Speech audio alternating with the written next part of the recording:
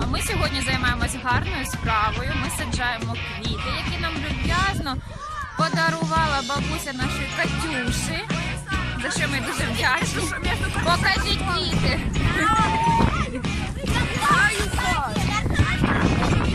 Це перші у нас посаджені. Продовжуємо далі.